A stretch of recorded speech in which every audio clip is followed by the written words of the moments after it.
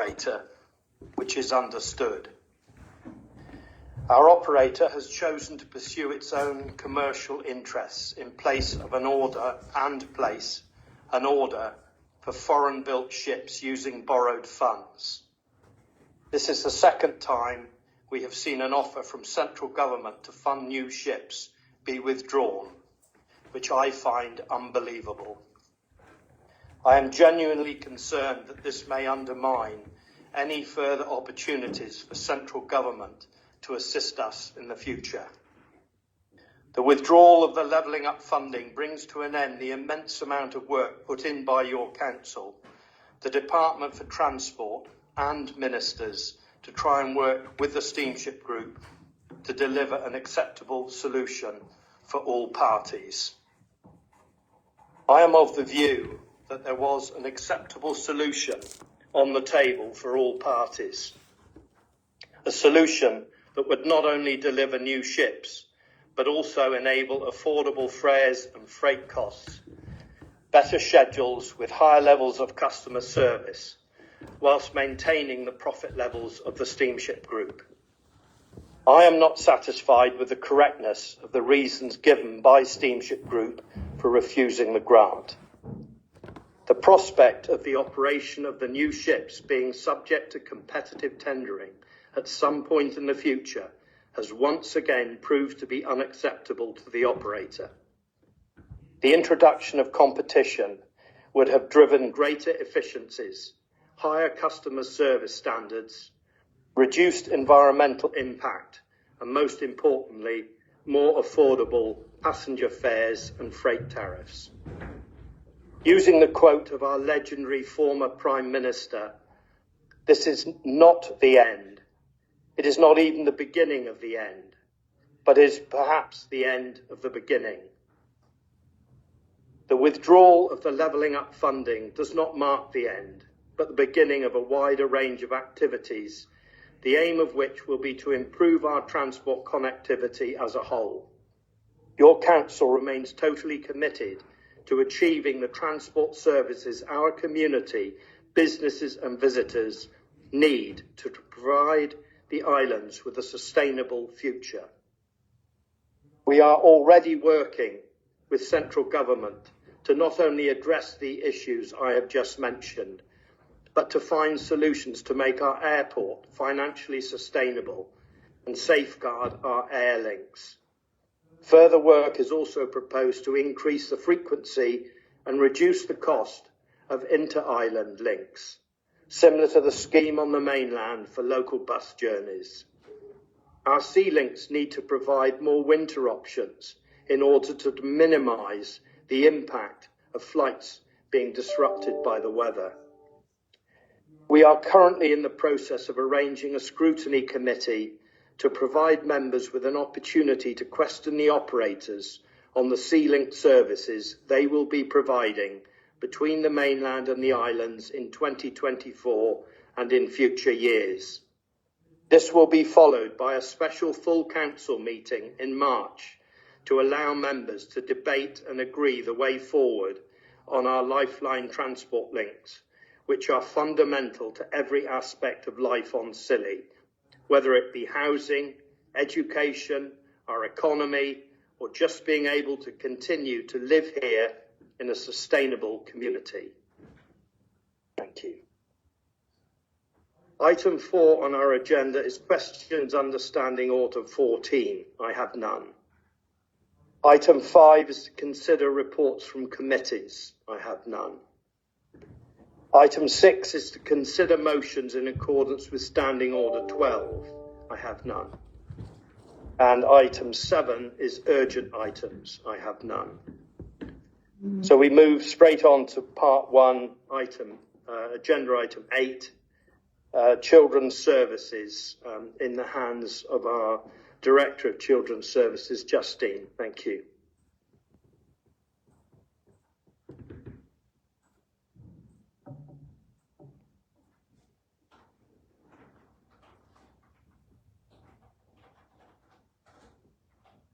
Good morning, everybody.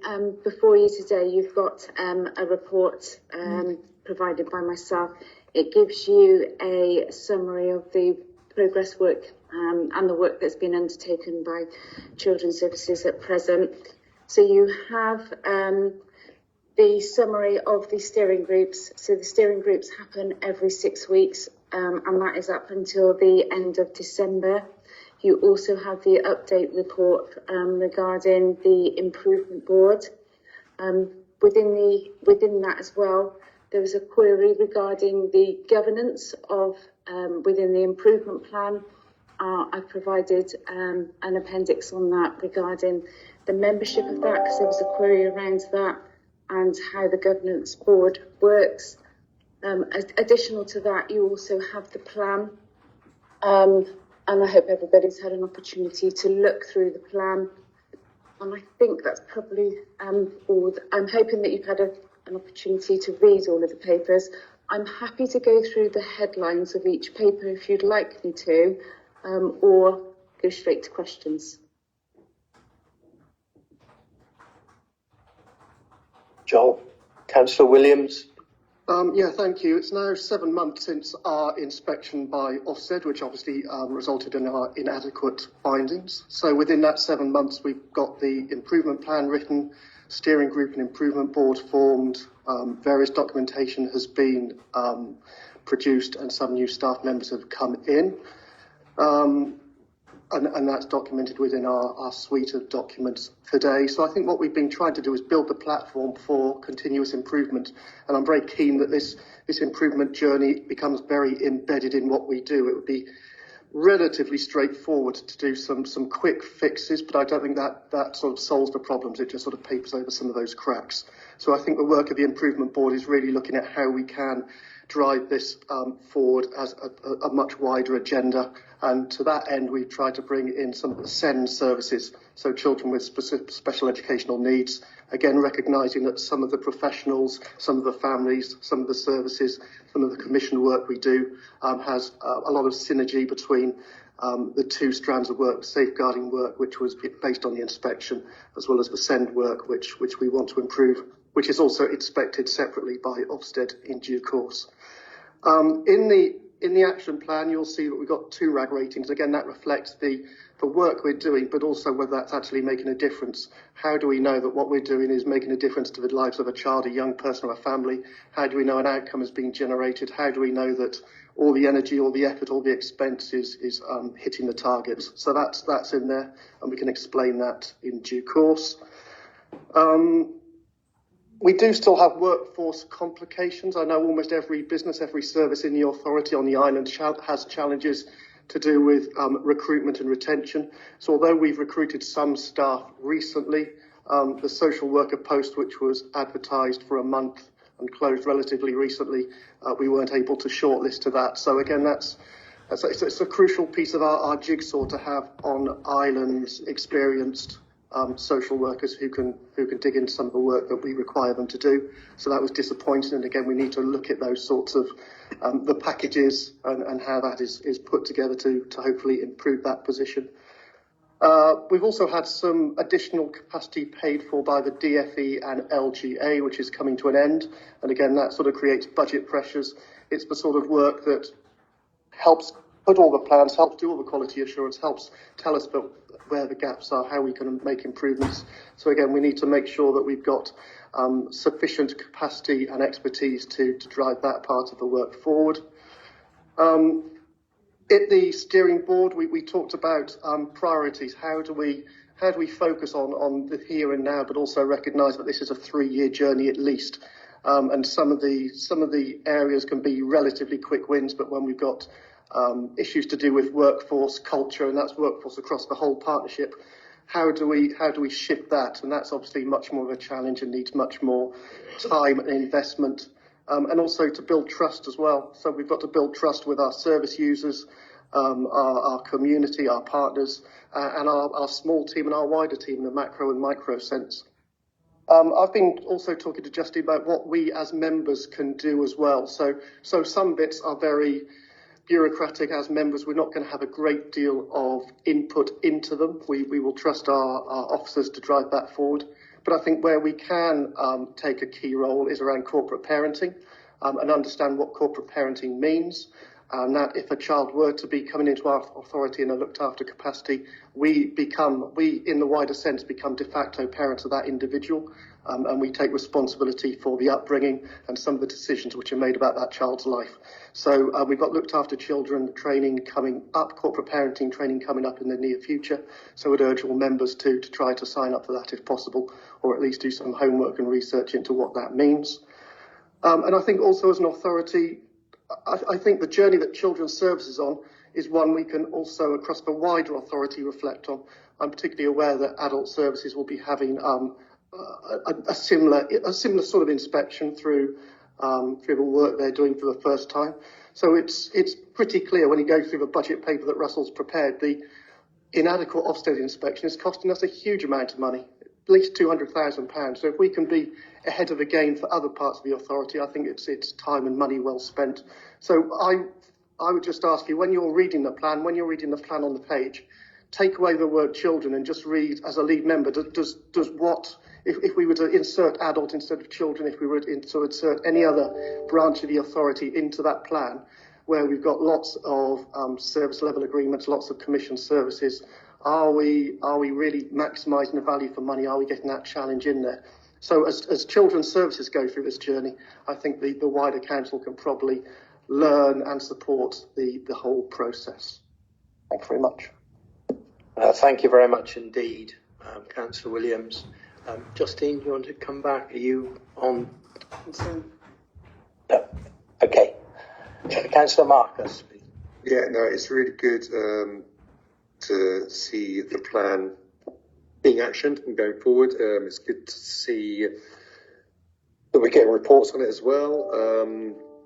Good points were, there's obviously some questions about it, which I've emailed Justine loads of questions and she was great at getting back to me about that. I'm not going to go through all of those now because we've got a long agenda. But what I will ask is, on one of the points there was talk about the training about the mock SDs. So remind me again what SD stands for. So, apologies, strategy discussions. So that's where Children's Services believe that when a child is at risk of harm or immediate harm, we then have what is called a strategy discussion with partner agencies. Minimum has to be with the police. Children's Service chairs it. Police have to be in attendance. Ideally, you have health and other agencies, typically school or whoever that child is working with. And what did you learn from these mock SDs then? So the opportunity of the strategy discussions is to skill up some of our workforce and our staffing. So typically, for the Council of the Isles of Scilly, we don't hold many strategy discussions. It's one of our core statutory responsibilities to ensure that we can undertake safeguarding. So typically, when I worked in a different authority, I would hold 5 a day. We don't even have that a year here. So how do we ensure that our staff are skilled up to be able to participate and be able to be involved in those meetings, but also how do we share the learning with partners? So in these strategy discussions, which Essex, as our improvement partner, helped us with, so they provided live case studies that they've undertaken, so they know what the outcome is. So it's interesting to see what our workings out and was it the same. We also asked the head and the director of adult services to chair. So both myself and Scott Fuller both have a qualification in qualified social work. However, I've specialised in children, Scott specialised in adults. What we supported Scott with is to chair one of those meetings. So if somebody was not around in Children's Services, Scott was able to have a learning opportunity to undertake that. So he did that, and Essex provided their feedback, but also gave an opportunity for partners to be involved in that as well. So they understood their role and how they could support and a learning opportunity. We didn't have all partners attending. Police were in attendance and all of their staff have been through that training. Other partners haven't attended or didn't take up the 2 days, the 2 different sessions of opportunity. Okay, well, but you're doing it again. Yeah. And yeah. So we've offered back to partners whether they'd like an evening session. There is not an appetite for an evening session here. Okay, so hopefully they'll join in Yes. close to the time. If for some reason they don't, for whatever reason, I will go back to the agency and understand why they're not able to participate.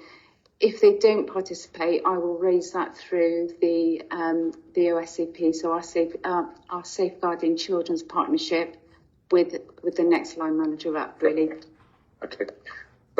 Also, yeah, on page, in the notes of the improvement board, Joel was just mentioned about adult services having a mini inspection as well, a full inspection. Obviously, it's out the bounds of this discussion, but it'd be good to make sure that we get the results of that. Maybe they come to scrutiny.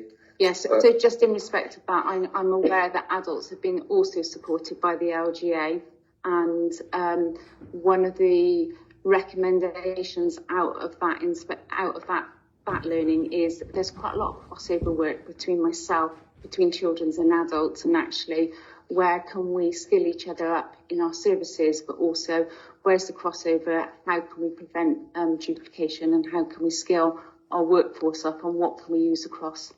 Okay.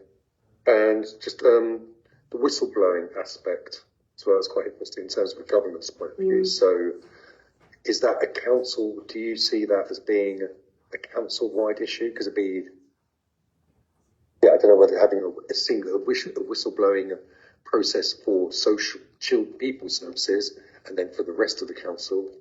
I just want to make sure that we're doing the right thing there. So So in respect of whistleblowing, people should have the opportunity to be able to raise a concern when they can. In respect of children's, what the Ofsted have fed back is that should be investigated independently and not within house. So that's what we will do. Mm-hmm. So don't mark your own work, really. Yeah.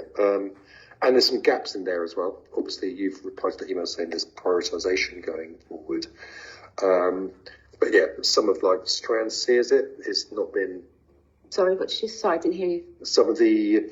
One of the sections there's not been started yet. It's quite a lot, and that's just because they're a lower priority. Is that right? So in respect of the plan, it is a 3-year plan. So we've prioritised different areas of the plan, most typically theme A, and that is part of our monitoring visit. So we're already in a 10-day notice for a monitoring visit next week, of which where Ofsted will be here on the 27th and 28th of February. We recognise as a partnership we can't do all of this, at the same time and at the same speed. The reality is we had an inspection in 2019, so 4 years on, we're not going to be able to make 7 months time frame and complete 4 years of work that needs doing, basically. Yeah. So the plan is to hold us to account, and there are some works that are starting. The papers before you today is updates until the end of December, because that's when the steering groups have been held. So some of the information that I've already been asked is they have been, there are further updates since January and February, and that's part of my proposal today is regarding having a scrutiny. So there's an opportunity for challenge and scrutiny and celebration of the work, and it is timely that comes into members, and that you've all got a clear line of sight. Thank you. I'll leave it. Thank you. Councillor Grottek, please. Thank you, Chair. Just a couple of points. I'd just like to say that I very much welcome being able to participate in the Improvement Board. Very much value the support of all our colleagues, and there is much work going on, as colleagues will have seen in all of the reports that Justine has put together. I would just say that while we're grateful for all the agency help, that we currently have. It's not only a budget pressure, but it's an issue that we have, because what we really want to do as a key area is to stabilise the workforce, and some housing solutions that you will know within other papers should help with this. And I'd just like to emphasise to all our colleagues, especially those perhaps that are dialing in at the moment, and all of Justine's other colleagues, just how grateful we are not only for the support, but also that we want to work with you and help in any way we can. And that is a universal feeling around this table and from every member of this authority. We were disappointed with the result, but we've taken it on the chin. We understand that this is a long journey. We don't want to rush it. We want to get it right. Our children are the island's future, and we are totally committed to supporting you. Thank you. Thank you. Councillor Roger, please. Yeah, it would be remiss of me not to mention that I have personal experience of a lot of the stuff that's in this report. I welcome the report. The inadequacies that have been identified are clear, and I have first-hand experience of that.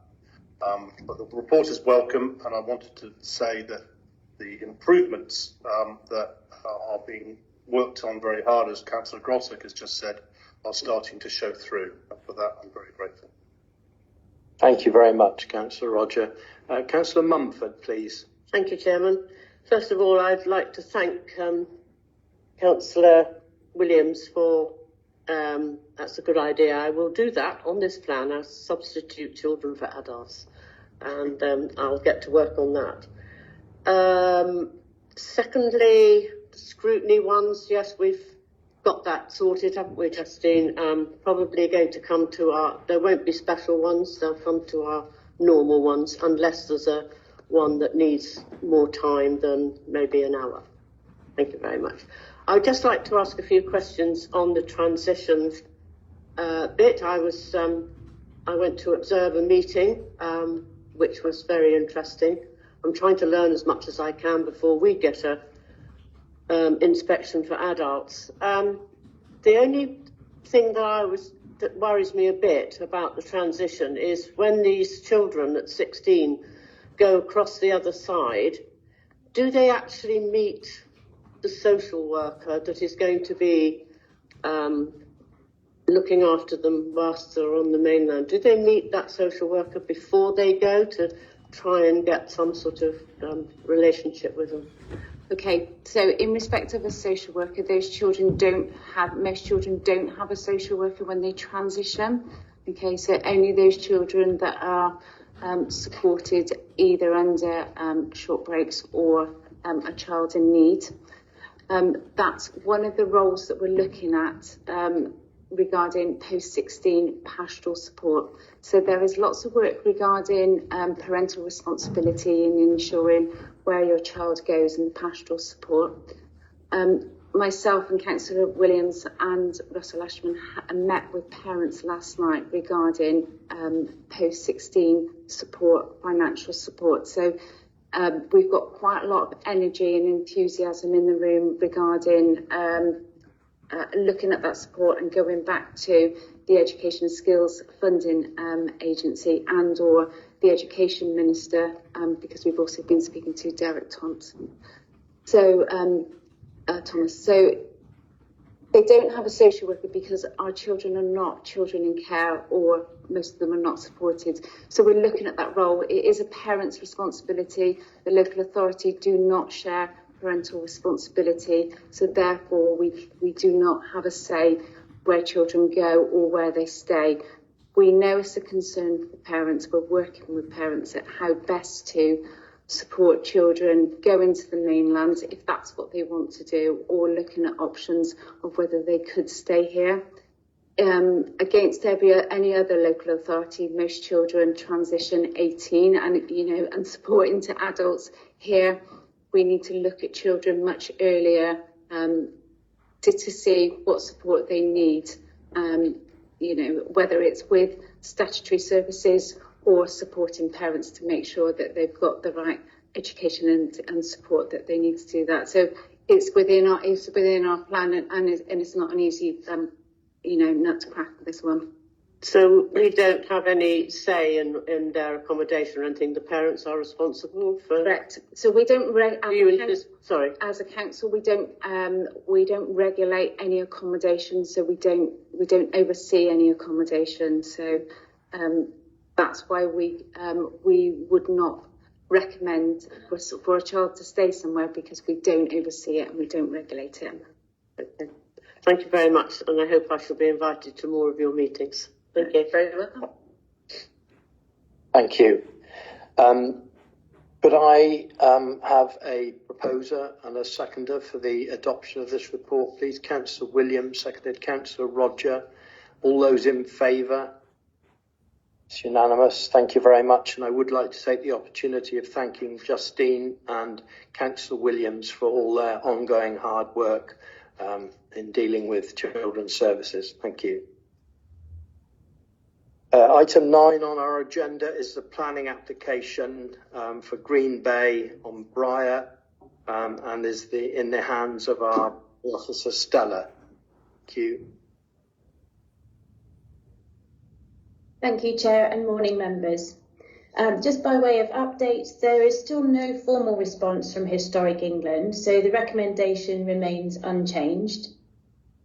In terms of the proposal, this application defaults to full council, as it is the council's own development and classed as environmental impact assessment development. The application seeks to reinforce a section of dune at Green Bay Briar to improve flood protection and protect infrastructure. The proposals formed part of a wider project at 5 different sites on Briar, which was withdrawn in December 2023, and now solely focuses on works at Green Bay.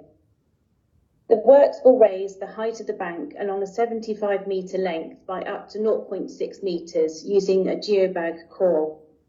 This will be covered back over using materials excavated on site and will be left to revegetate naturally. Works are anticipated to be carried out over a period of 5 days in spring 24 to avoid impacts on amenity or tourism uses. A number of third parties have raised concerns relating to the principle of providing flood defences and potential impacts on landscape, amenity and the historic environment.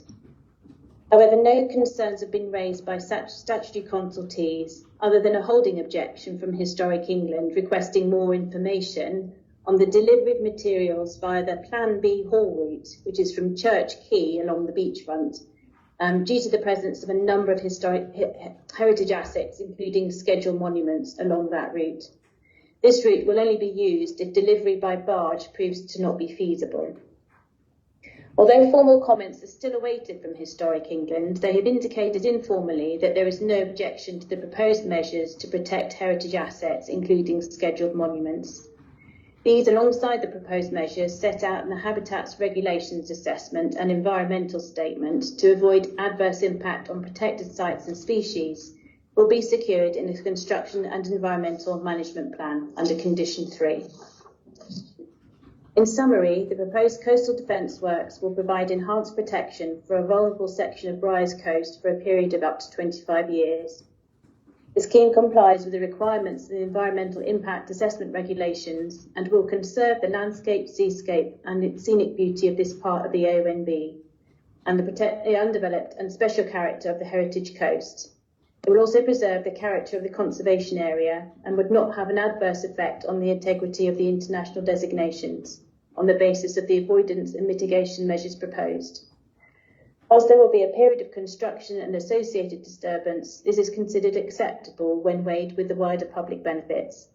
It therefore accords with the relevant development plan policies and the NPPF.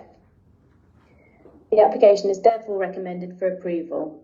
The recommendation is that members delegate to the Chief Planning Officer the granting of planning permission for the reasons set out in the report, pending no objection response from Historic England and subject to the conditions set out in Appendix A, and that members delegate to the Chief Planning Officer any minor changes required to those conditions as a result of Historic England's response. Thank you. Thank you very much, Stella. Councillor Marcus, please. Yeah, thank you, Stella, and welcome to, first of all, Council. and thank you for the report. I don't think that if members give their comments to the planning application, there's been a late representation from one of the residents of Briar. I wonder if the Chief Planning Officer could just maybe update members on that representation. Yeah, so we had a late representation from a resident of Briar Boatyard. We went back to the applicant to clarify and assure that resident that the wider project does still take into account the critical issues that the overall project was trying to address back in 2022 when it was 5 sites. And I think it's a combination of the enhanced water that South West Water are going to be doing. So they're going to, the groundwater protection that was being protected on the East Coast as a result of the works isn't quite as critical because of the work South West Water are doing for desalination. And the works at Green Bay are still needed because there are more residents and businesses in that area, and the likelihood of overtopping is still an issue at that part of the island. But the rest of the project is, because of the increasing costs, the work South West Water are doing and the potential conflict it was having with the residents of Briar, they scaled it back to just Green Bay. So, and they do intend to be mindful that this has the potential to interfere with the tourism season, so they are going to liaise with residents before they undertake the works. So that information has gone back out to that late representation. Brilliant, thank you. So in terms of this planning application, I can't see any issue with it as long as the applicant makes sure they consult with the residents of the area. I would propose the recommendations. Thank you. Councillor Bedford, please. Thank you. It's just a query, really. We are losing gradually due to erosion many of our historic sites like Kelp Pits down Banks Carn, and the Garrison Wall seems to be getting closer to the edge. Is it normal for councillors to be able to make a decision based on informal discussions with Historic England? I'm just a bit concerned that was informal was the word used and not formal. I'm not quite uncomfortable with the word informal. Shall I come back on that? Can I come back on that? Oh. Thank you. Who would you like to respond? Thank you. Apologies. I'll just make that clear. We have had, so far, we've had a formal response from Historic England, which is a holding objection requiring more information on the alternative haul route, should the applicant not be able to deliver the materials by barge as is planned. So if that proves not possible, the alternative route is a haul route along the coast, where there are a number of scheduled monuments and other heritage assets. There was a holding objection from Historic England early on because they felt that there wasn't sufficient information to understand that those assets would be strongly protected. The applicant has provided further information. We are still waiting for a formal response from Historic England, but we have heard informally that the measures proposed are acceptable. So the recommendation is not that you approve the application today, but the members delegate to the Chief Planning Officer the granting of planning permission for the reasons set out of the report, but pending, subject to no objection response from Historic England, which we are still waiting on. Once that no objection, that formal no objection has been received, we would be in the position to proceed to issue a decision. Okay, what if they don't come back and make a formal, we're happy with this? What if they say, actually, we reviewed this and we're still not happy? What happens then, Lisa? Because if we pass it, it's been delegated to you to make the decision. But that's on the understanding that we have this agreement, informal agreement with Historic England. Well, it's up to members if you want that report to come back. So if Historic England formally maintain that objection, do you want the report to come back? Or are you How significant is it? So the sites? the alternative is we continue to negotiate with Historic England and with the applicant. We go back to the applicant to say they've still got an objection. Is there anything more you can do to appease them, basically? Are you able to help Dan on it? But I mean, it's pretty clear. It says members delegate to the Chief Planning Officer the grant of planning permission for the reasons set out in the report, pending no objections to those documents. So if the Historic England come back and say we object, there's no granting of the application. That's what it reads to me about. So whether we negotiate more and keep it going longer, then that's up to. And we could refuse it. So if ultimately Historic England maintain that objection, that is a reason for refusal. It is the alternative backup route for the materials to come to the island. It's not the planned route. What they're saying is, if it came to it, we just need to factor in. We might not be able to get the materials to the quay. We might have to land it. And if we do land it, we know where these are and we're going to avoid them. And that's the detail that's gone back to Historic England, that we're waiting for them to say, okay, that's fine. If they still say, no, we still object, then we either refuse it or we continue to keep the application open until they have been satisfied. I'd just like to bring Nicola in, please, on this. Yeah, I'll stand corrected if Simon corrects me, but it's quite clear if the delegation cannot be used because it's a recommendation of refusal from the Historic England, it comes back to council. So it could come back to council for a matter to be further considered. Thank you. That's really. And the other question I was going to ask is cost. How is this costed in? Is this covered in the budget that we allocated for Briar? Can I just jump in there and say that we're talking about the planning application rather than the budget? Yeah. So if that's all right, we'll move on. Thank you. Thank you. Councillor Peacock, please. Yeah, in recommendation number 2, it says members delegate to the Chief Planning Officer any minor changes. I just wonder, really, it's a question for Nicola, will there be any minor changes due to what happened on St Agnes? Because there was quite a significant change on St Agnes. And I just wonder if that would fall in as a minor change, or if something quite significant is changed, will that need to come back to full council? And what's a minor change? Basically? Yeah, if you don't mind, I can comment. Nicola, do you want to come in? Do you want me to comment? The minor changes relate to the conditions, not to the scale of the project. Yeah, it's the wording of the conditions. So we would generally liaise with the lead member and say, are you happy with us making these minor changes as a condition? Heading with this is obviously there may well be some lessons learned from St Agnes, and it would be foolish if they didn't perhaps drop into this project.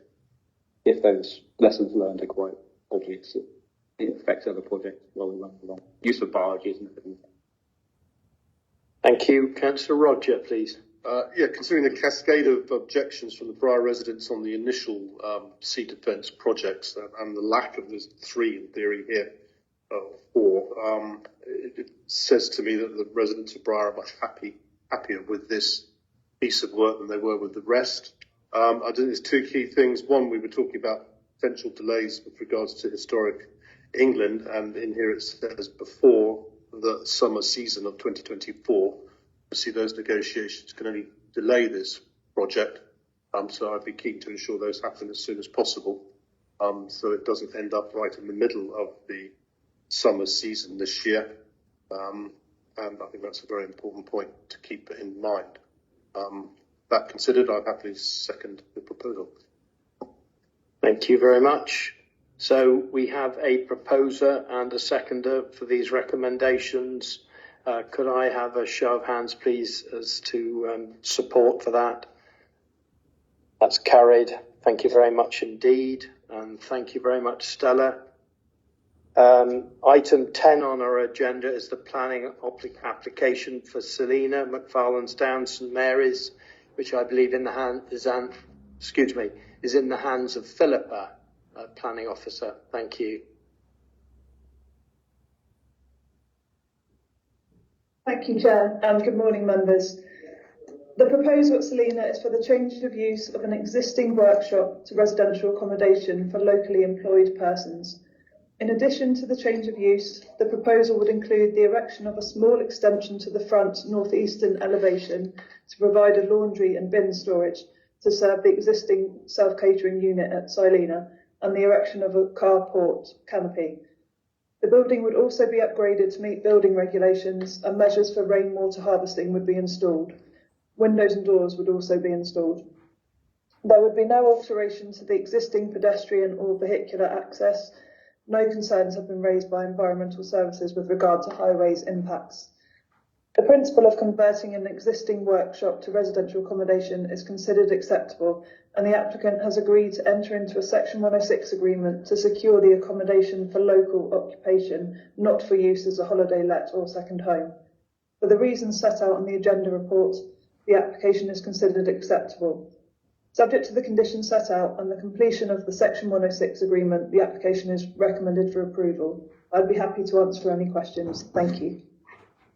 Thank you, Philippa. Councillor Marcus, please. Thank you, Philippa. Great for 106 property, brilliant. Yes, please. Propose recommendations. Thank you. Councillor Dean. Yeah, absolutely. I'm delighted they're doing this, and I'll second the proposal.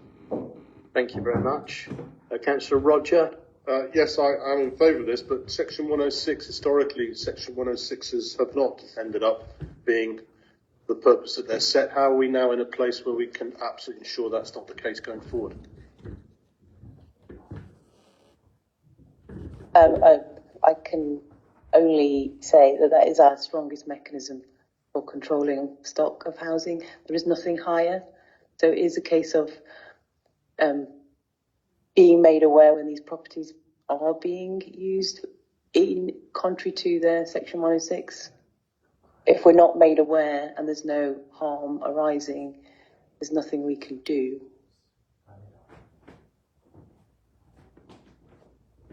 Councillor Marcus. Yeah, well, I guess that's about enforcement and members following policy as well, and making sure that we're consistent and proportionate on the decisions that we make. Thank you. So we have a proposer and seconder for these recommendation, or the recommendation. All those in favour, please. Thank you. That's carried.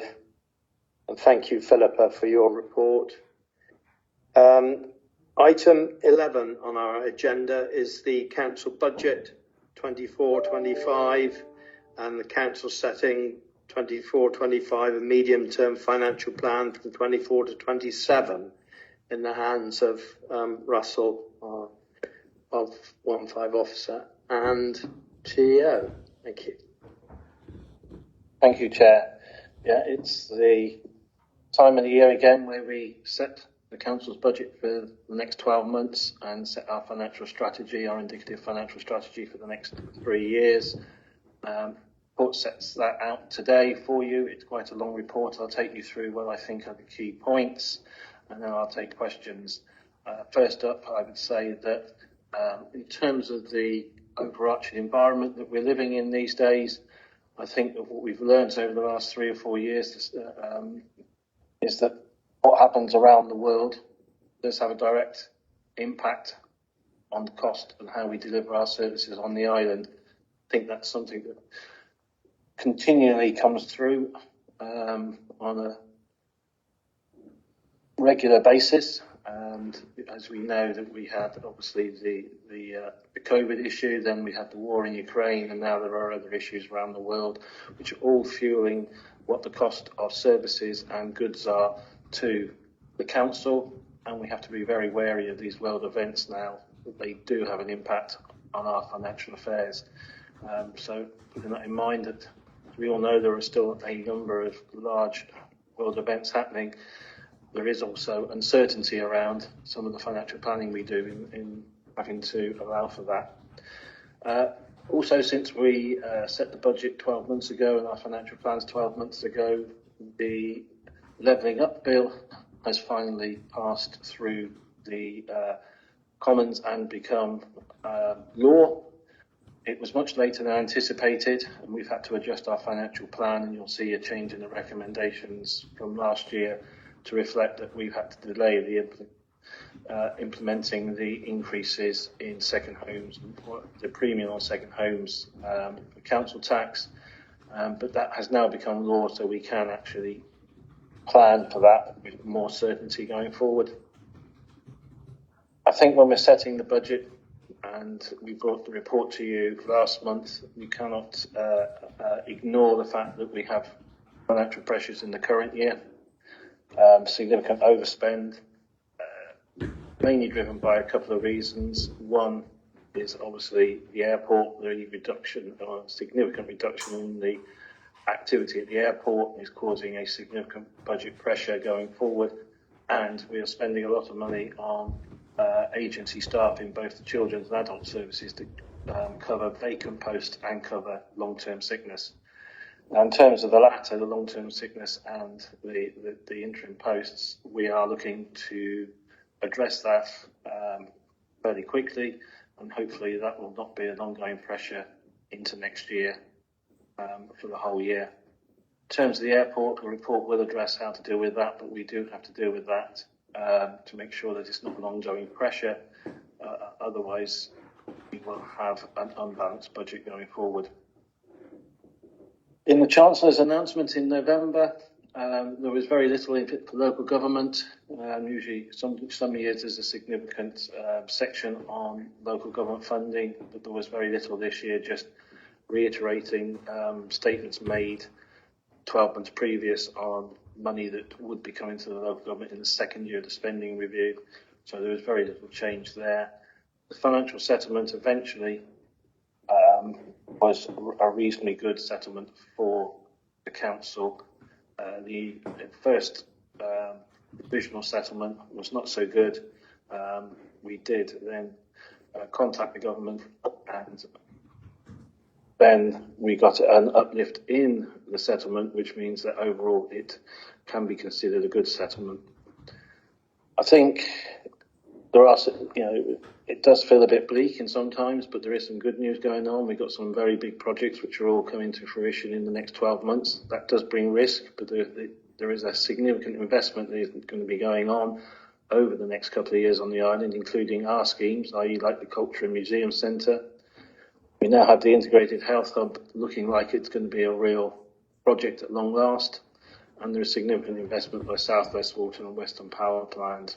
And on top of that, we've had the announcement that the Duchy are looking to build some new houses. So significant investment into the island, into infrastructure, which is a really good news item.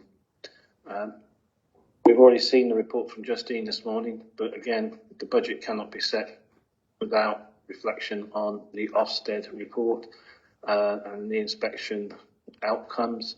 We have built additional funding into the budget over the next 2 years, funding it from reserves to help address the improvements needed. So we have taken action in terms of the budget, and the budget does link to the council's critical plans to address the Ofsted inspection outcome. Transport, Chairman's announcement already today, but obviously bearing in mind we've set in the budget and looking at our financial plans, the issue around transport and the cost of transport to and from the islands and between the islands will be an ongoing issue through the life of this financial plan.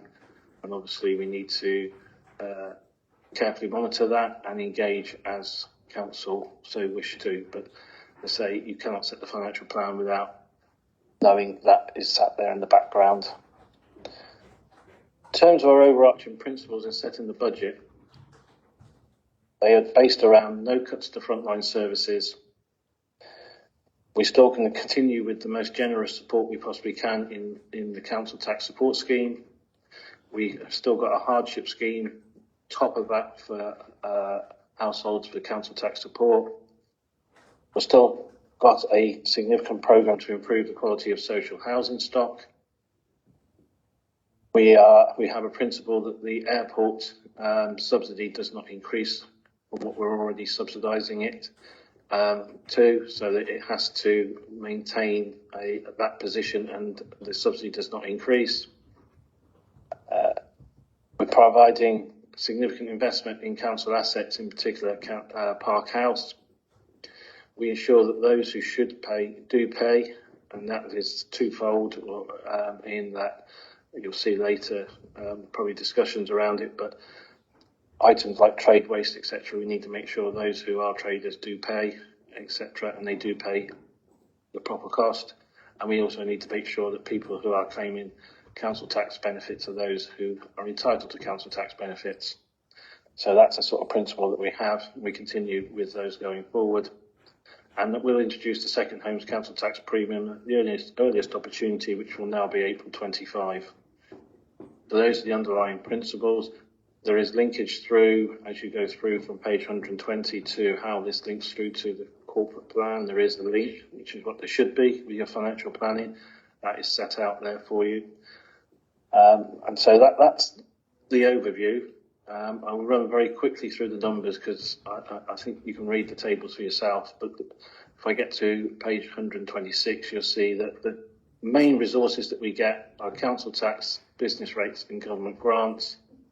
We've set out our allocations that we have got for 24-25 and our estimate for 25-26 onwards in the table in section 2.2.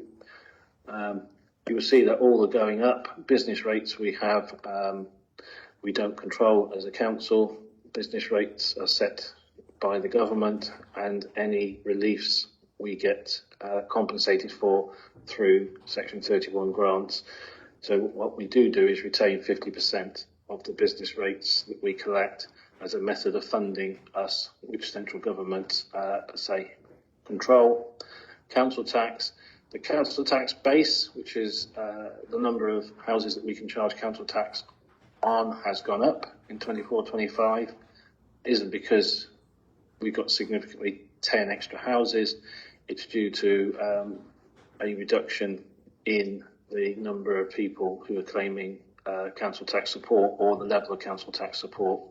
So that has helped increase the base. We're assuming that we will get some increase in the base going forward through the new houses, either from the Duchy or from our own developments in the last year of the financial plan. In terms of council tax, we are limited to the increase that we can put in. The increase that we can put in is set in a government legislation.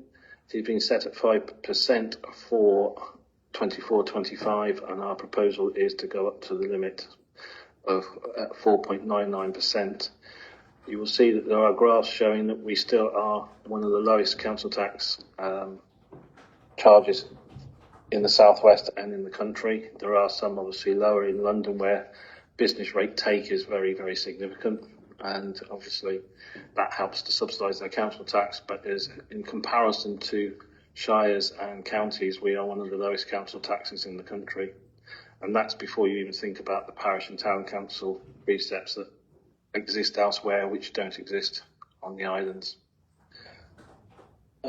As I said, the increase will be 4.99. That is not only is that the proposal in the budget, that is the figure that the government have assumed we will increase council tax by when they calculate how much grant they provide us.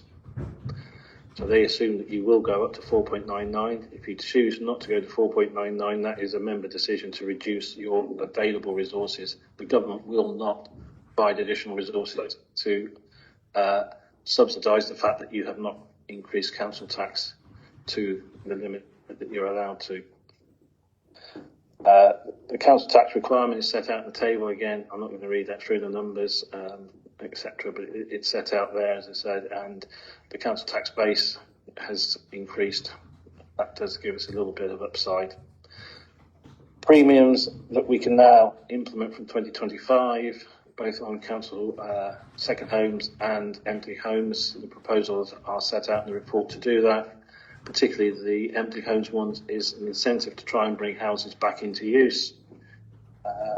Obviously, as we've got a housing crisis, I think we need to accept that recommendation and move in as quickly as we can with implementing any changes in empty home premiums. The collection funds is a method that measures how we collect council tax against how we use it.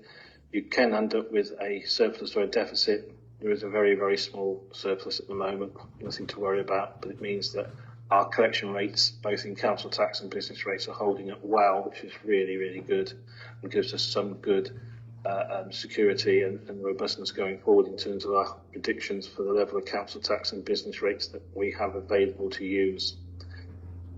In terms of government grants, they came through, the initial allocation came through relatively as expected, as planned, although there was a significant reduction in the services grant, both to us and across the whole country.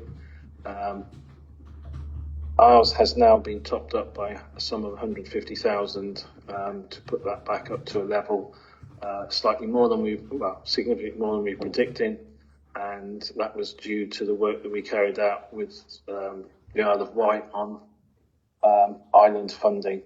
So we have had a small acceptance, a very modest acceptance of additional allocation because of being an island. So hopefully that starts the process that we can take going forward in terms of you've recognised that additional funding is needed. We don't believe the amount that you've allocated is anywhere near the level that we need, but thank you very much that you've accepted there is a case there now. So it's good news in that terms, slightly not so good news in terms that the allocation wasn't as significant as we would have hoped for. We do get other sources of funding to support the budget, and you can't get away from it. They are becoming quite significant. We do get some specific grants for governments. The biggest ones are set out in Table 8. They're mainly around public health and education and children's services. We estimate what we think they were going to be going forward in our financial plans. Again, slight increase in public health, but a relatively small increase compared with inflation. And we were assuming that the Ards City education grant will stay flat at the moment until we have those negotiations to see what the actual final figure will be, because part of it is based on actual activity. So that brings to the point of the total resources. I perhaps should have covered that we're assuming that fees and charges will go up by 3.5% to allow for the cost of inflation. That 3.5% is an estimate of inflation over the next 12 months. There are some instances where rate increases will be higher, the airport being one, to ensure that we maintain no further subsidy in the airport. And there will be others to ensure that, as I said earlier on trade waste, that those who should pay do pay. In terms of expenditure, as normal, when we look at the budget, we look at how much we're spending this year, what are our new pressures going forward. They're all set out there in a table 10. There's obviously always are a significant number of pressures, but you'll see that the big numbers are ones I've already mentioned: airport and children's social care.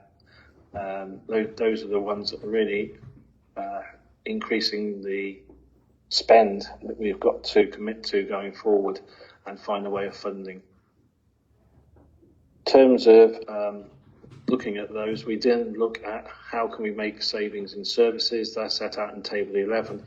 So in terms of addressing some of those budget pressures, we have identified a series of savings that have offset that. So the combination of additional funding, additional council tax, and the savings help balance the budget. You'll see that we have RAG rated our savings. At the moment, most of the savings, all the savings are RAG rated green. They're relatively low risk. They may change as we go through the process, but at the moment I think they're all deliverable. There are no amber or red rated savings. We still have a number of significant projects that are all set out in Table 12, which obviously ensures that our financial plan is trying to deliver what the corporate plan says. You see that we've got money for planning skills, we've got the transport project, the cultural centre and museum project still ongoing over the next 2 or 3 years.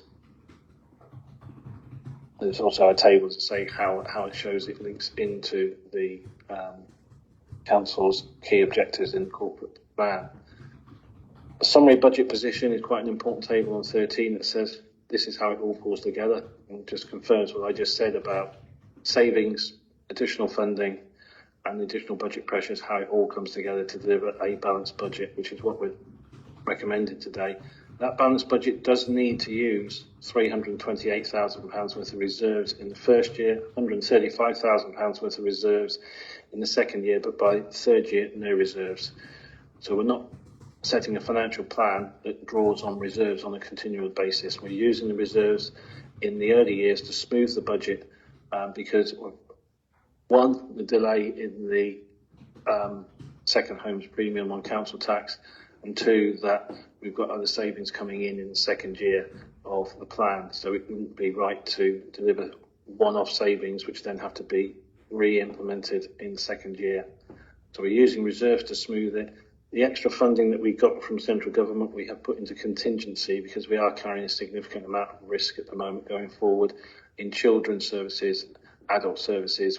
As I said earlier, we think that we're going to address and bring the spend under control in terms of agency staff, but there is still a risk around that. Plus, I am fairly sure that through the children improvement journey, we will identify further investment that will be required to help address some of the issues. So I'm proposing that we put that in the contingency at the moment.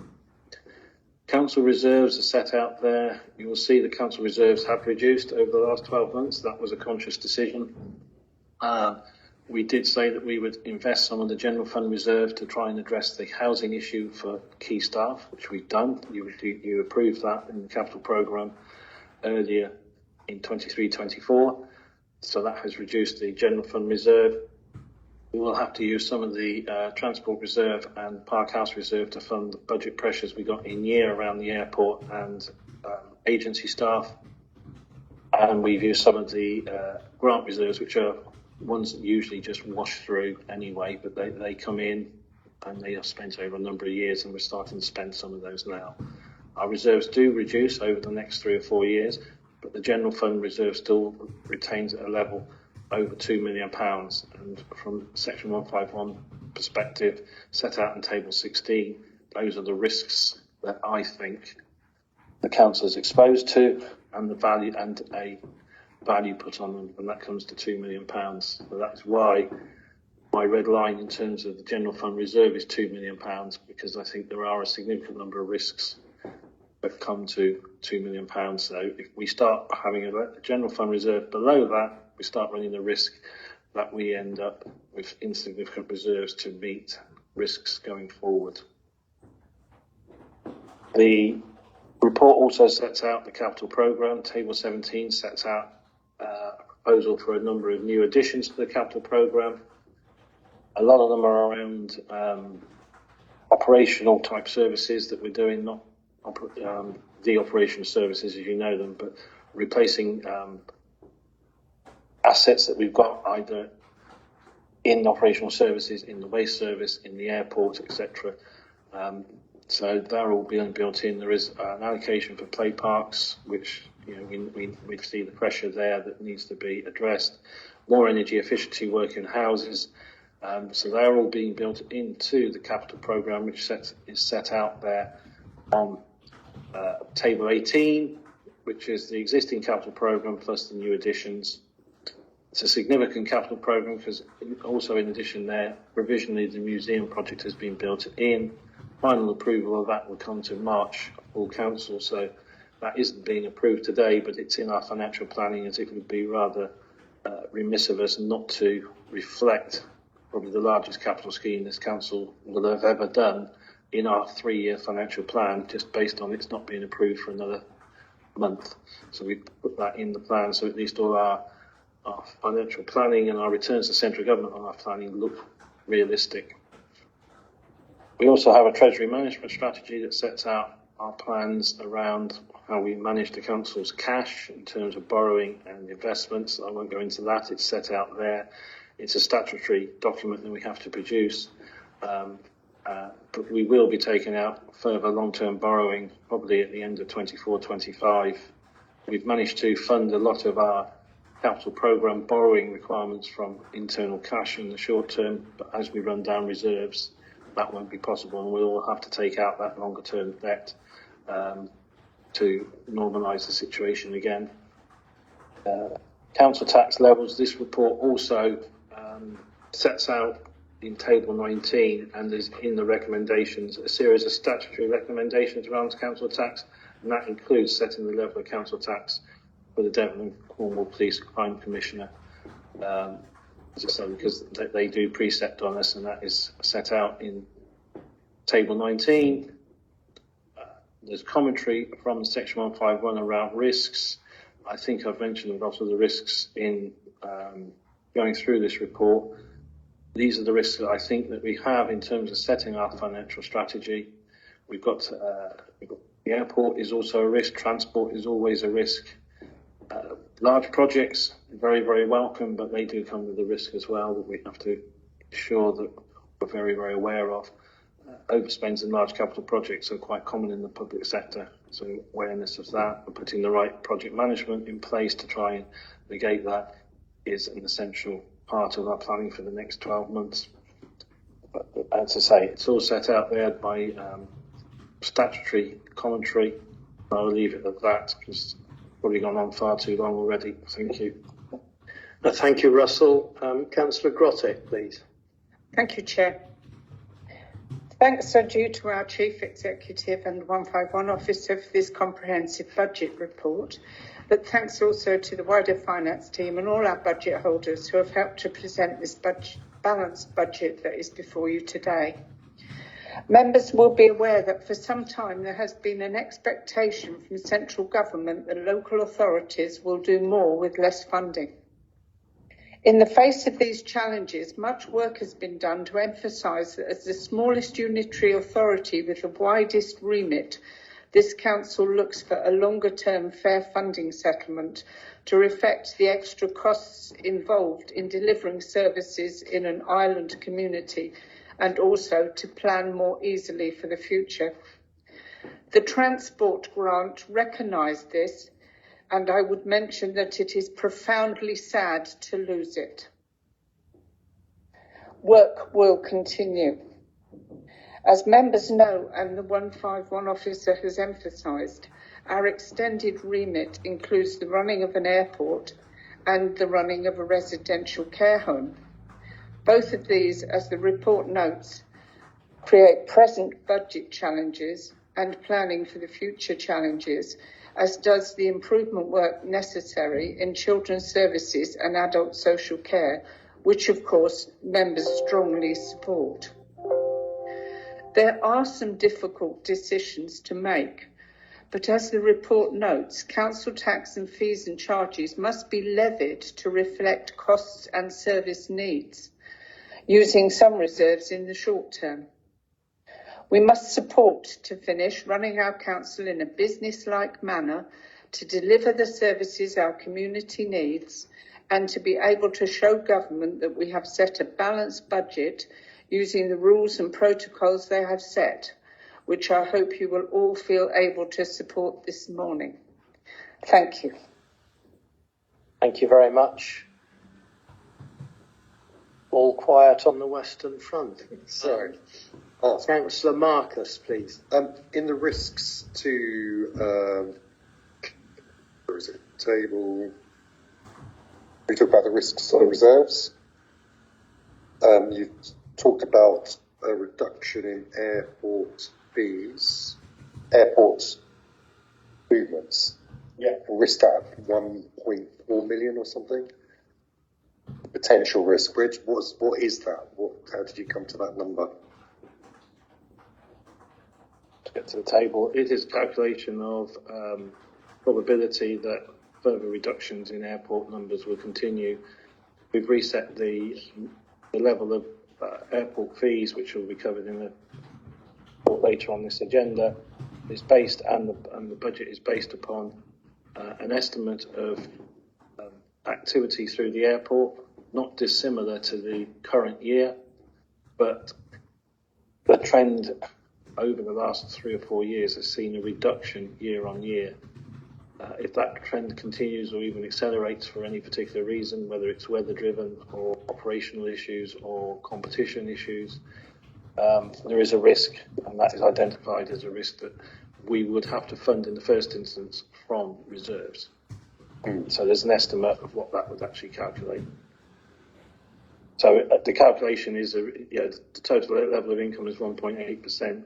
If there was a further 15% reduction, then it would be about 277,000. That's quite similar to what we've seen year on year. We've set the budget, as I say, based on hoping that the existing numbers continue as they did for the last 12 months, and some of the reduction is one-off, which is what the operators have been telling us. I'm also flagging up that may not be the case, and the trend may continue. Sure. Yeah, I just want to make sure, because again, we're raising council tax again by 5%, and we need to be justified to the residents so we can actually justify that 5% increase. And I know that everyone's saying we're going to have to. There's a expectation from central government that we do increase by 5%, but it's just, I can't quite get in my head how to express frustration at the movement from central taxation to personal taxation, and how people are suffering because of it. Thank you. Councillor Peacock, please. Yeah, a couple of queries, Russell. We did hear earlier in the meeting there's a possibility of an Ofsted for adults, but you have a fairly low risk on your risk table. If we were to have I don't want to say the word damning, but if we have a worse Ofsted than we anticipate, because who knows whatever Ofsted can dream up at times, as we found over Children's, would that risk increase? And would be my worry is it's quite a big figure in the potential magnitude, 1.3 as quoted. How close will we get to that if we have a significant increased risk of a poor Ofsted? Thinking about agency staff and everything else that we're talking about. Yeah, in here it's really the risk table looks at increased costs in adult social care around struggling to deliver the staffing requirements to keep the care home functioning within the legal framework. There's no allowance here, and I think it would be a slightly, I don't know whether it's a perverse allowance, saying that, and it's CQC, not Ofsted, by the way, but the CQC report, we are making budgetary allowance for a negative CQC report. I think would not be appropriate for the authority. Except it's not appropriate. I was just asking the question, should it happen, bearing in mind? If it happens, then you can see the implications already from the Children's one, where it will require investment, it will change our financial plans. It is likely it will be in 25-26 onwards by the time, if they turn up in the next 6 months, by the time we get an improvement plan and look at resources, it's more going to hit 25-26, I would suggest. But you can see there is a cost that comes, as Councillor Williams said earlier, there is a cost that comes with having a poor outcome from an inspection, and it is not insignificant. Could we anticipate some money coming in from central government to cover some of that cost, or would that fall generally to us? Central government don't provide specific, they do it through providing some services and extra support through either the LGA or improvement partners who work for the government. So they put improvement partners in and they pay for those rather than we pay. Right. Final one, so just very briefly, just for clarification really, point 13 of your recommendations that we're charging change from 50 to 100% premium for properties which have been empty. I assume in the sense of I'm trying not to say duchy, but in the sense of a private landlord, that those costs fall to the private landlord. Is that correct? Yeah, the recommendations around empty properties are in two of the recommendations. From 25 we can increase it further, but we can from April 24 we can move from 50 to 100, which we're proposing to do. The government are pushing for that. You will see that Secretary of State Michael Gove even announced it in the last couple of weeks. It's one of the tools we've got try and address the housing crisis that's around. There are around both locally, on city and nationally, a significant number of empty homes, and the government is allowing tools to try and put a premium on, to try and act as an incentive to bring empty homes back into use quicker than they would do otherwise. Yeah, because my next question was going to be, can we go beyond that 100% premium? Not for 24, but you can for 25, and that's set in the proposal 12, I think. Thank you. Councillor Williams, please. Yeah, thanks. I guess one of the only saving graces is the increase in council taxes below inflation. I don't think anyone, it seems like we've done this every year that I've been involved. In some years it's been way below inflation, but this year it's above, but it just seems to be standard. We have a discussion and go with the maximum. That seems to be our convention, which is where we find ourselves.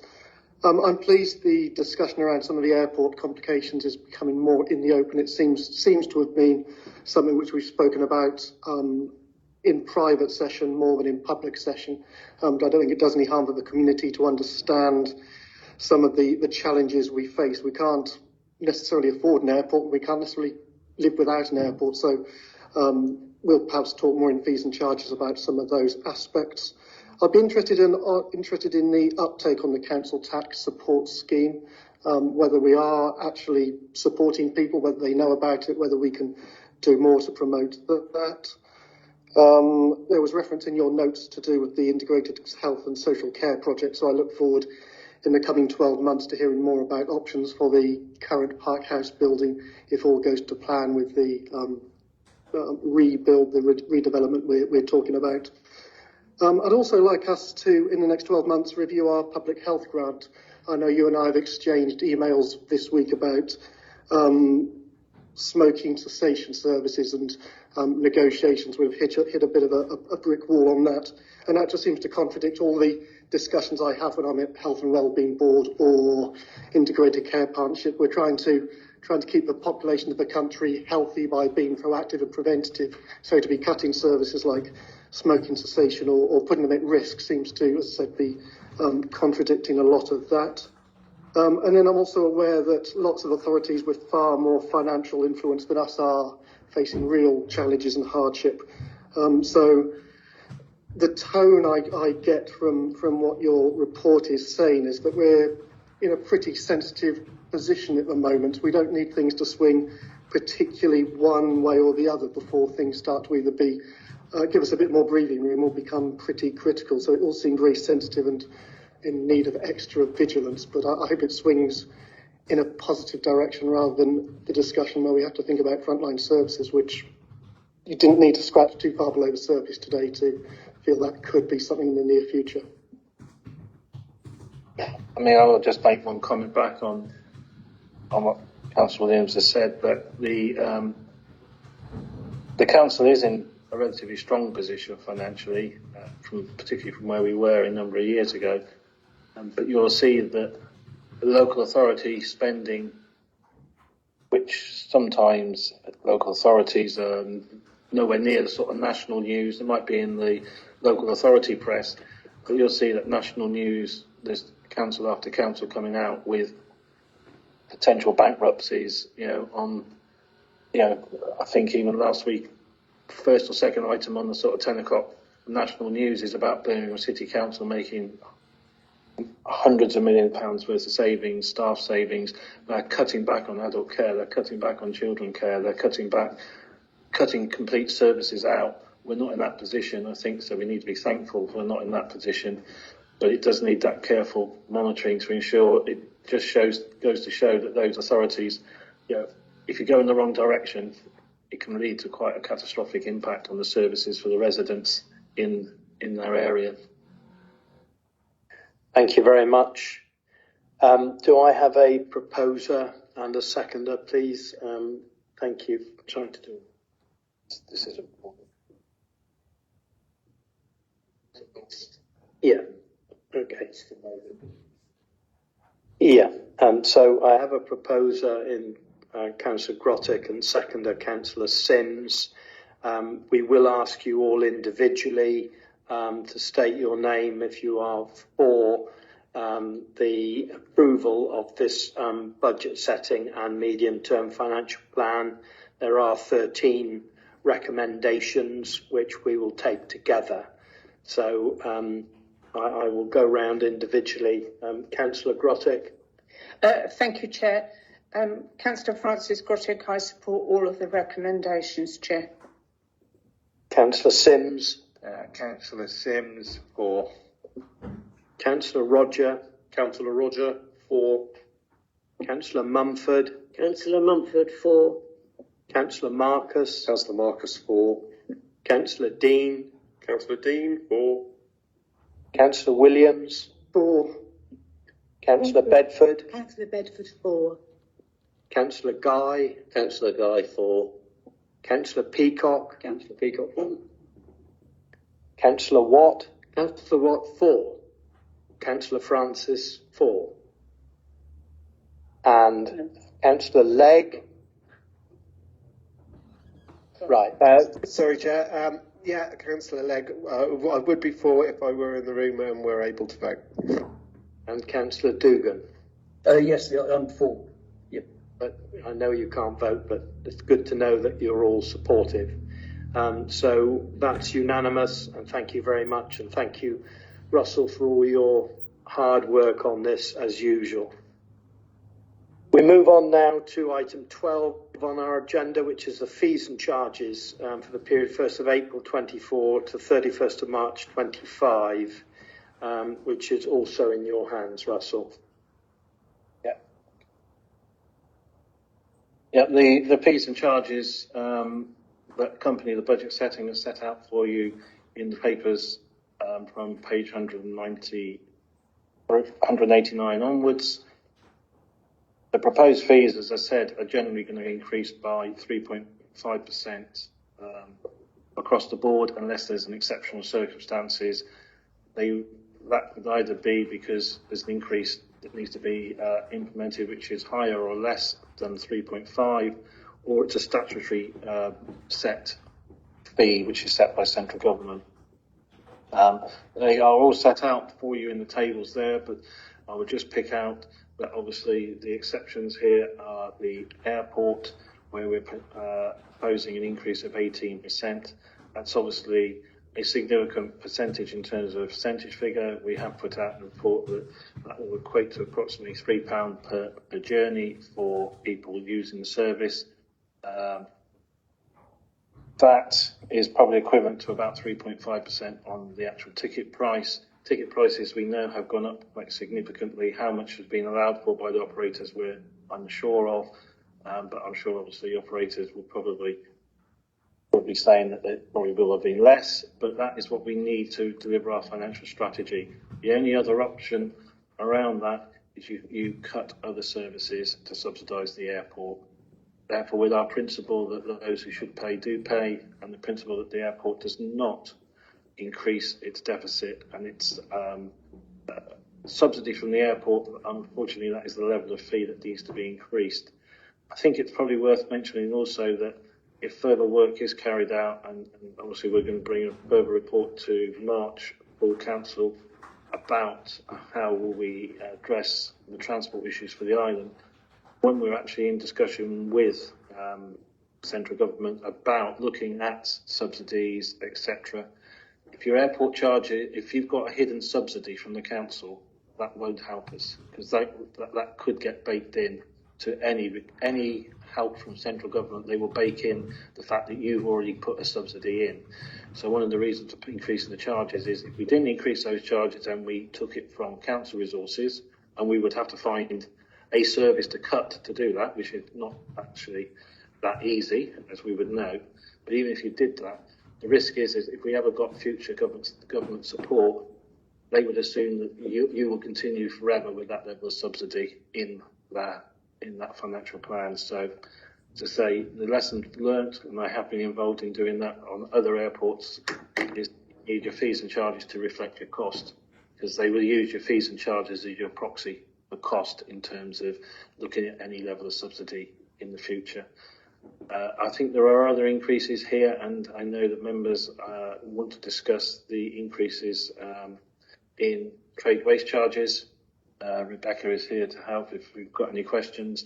But we did set the policy last year that we would ensure that the people who received trade waste services, first of all, we identified the ones who should pay to ensure that they were paying and they weren't receiving a domestic waste service free of charge, that they were paying for trade waste, and two, that we made the trade waste charges or start putting trade waste charges up such that they recover the actual cost to the authority, and that we don't subsidise trade waste from other council services. So those are the reasons for the increase in the fees. I know that the councillors do want to have a further look at that, and we'll take that in the discussion in a minute. Thank you very much. Thank you, Russell. All quiet again. Councillor Peacock. Just a query, really. Looking at the airport, before we start talking about waste, but looking at the airport, why are the fees for private aircraft at 9% and commercial aircraft 18%? Would it not be more equitable for it to be 18% for everybody? We could do that. I think that we look at we split the charges at the airport between the commercial operations and the other operations, including private and including the various charges for rental of space, etc. The 9% was just deemed to be appropriate one. I think we're trying to attract some additional activity as well. So one of the reasons was that we didn't want to put the charges up too much. If you want to put a proposal in, I don't think anyone would argue putting it to 18%. There's also been discussions that can we keep that slightly lower to try and attract additional activity. I think lowering our key commercial ones is not going to attract additional activity, but private could. Furthermore, there's a fee for advertising. I'm not aware of any advertising taking place at the moment.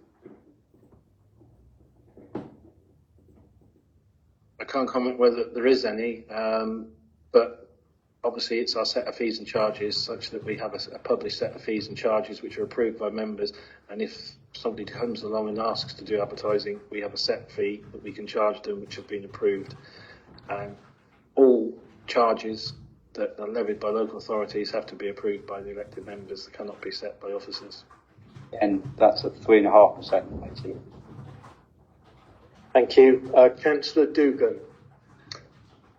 Yes, the airport increase in landing charges, the taxes effectively, I'm completely against that. I think it's, for the last 18 months, I find it hypocritical because the last 18 months we've been lambasting the steamship company for borrowing money for the new sea link and possibly increasing transport costs by 5% over inflation.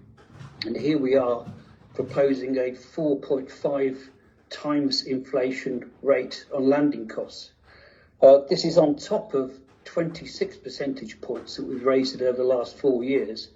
And as we've just mentioned earlier in this meeting, that over the last 3 or 4 years that there's been a diminishing return in passengers. We all agree to that. Now, surely that has some bearing in the gradual increase of landing costs. I find this to be very short-term financial economics, really. It's and to have children's social care and adult social care held up in one hand as a threat and a cup of coffee in the other hand to get us to vote for the 18%, which is, again, I'll repeat, 4.5 times the rate of inflation, is not acceptable. Also, at some point, we may possibly have to go to the government for public service obligation funding for the route, where they may be asked to financially support any potential new air operator. And we've been complaining to the government, as well as the residents and the steamship company, for the last year and a half about the possible increase that the steamship company are going to levy on this council by their borrowing. And yet we'll have to go cap in hand to the government and say, we put up landing fees by 18%. Can you please financially support any new operator?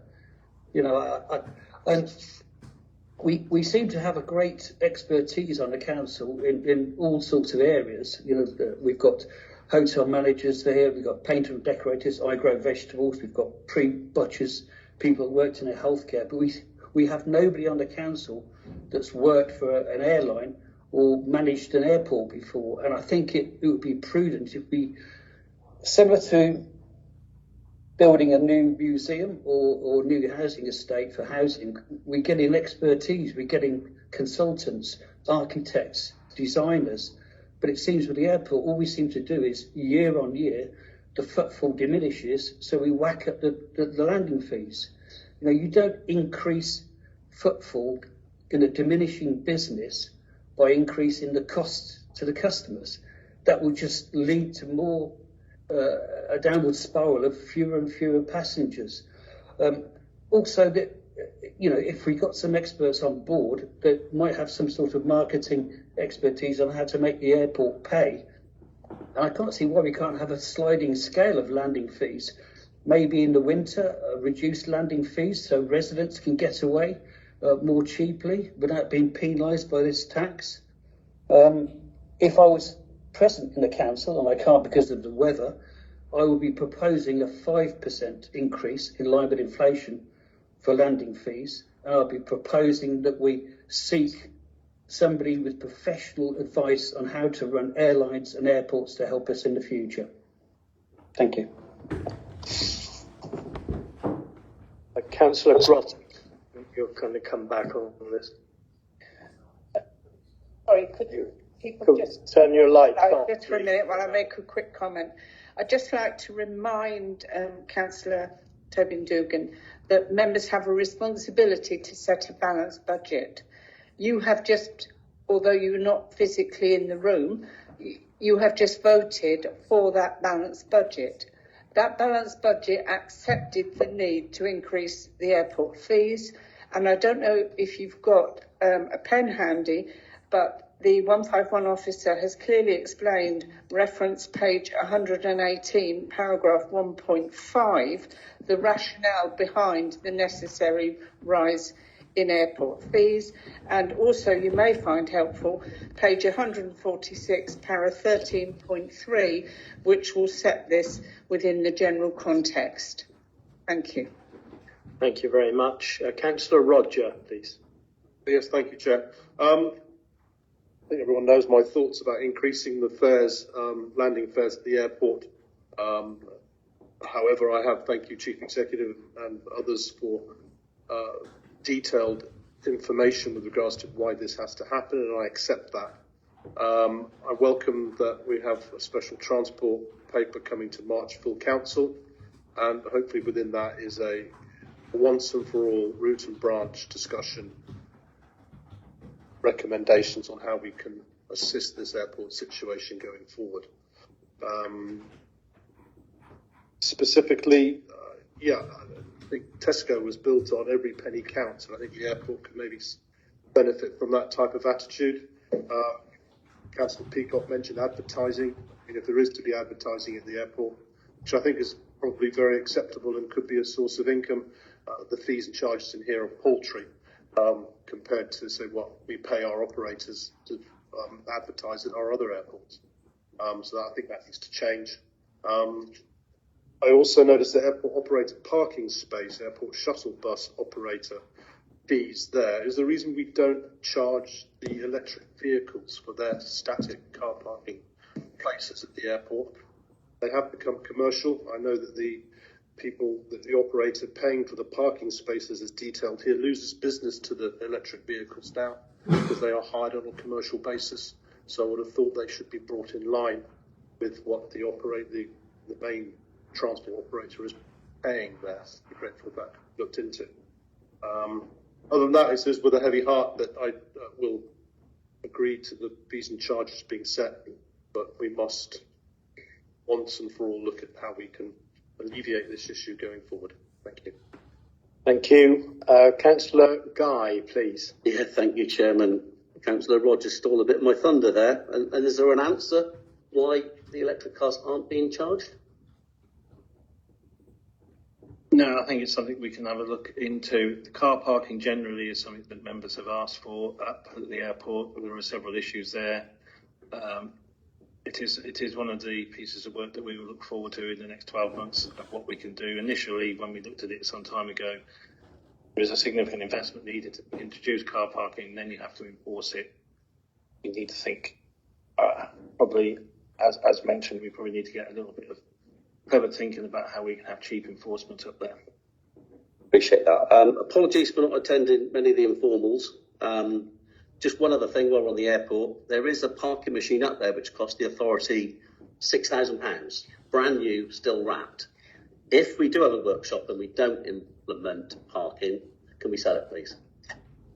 Thank you. Thank you.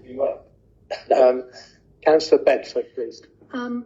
Thank you. And I want to pick up from what Councillor Marcus said about how the burden of personal tax is getting greater, and it really impacts on people that are on very fixed incomes. I've had quite a bit of representation from the public about the proposed increases in the airport charges, which I actually support on the recommendation. And one person put it very bluntly to me. They're a pensioner, they live on their own. They never use the plane, of course, unless it's a medical, of course. And so they're saying to me, why should their fixed income support people that can afford to use the plane back and forth, back and forth, back and forth? And they seem to think it's rather unfair.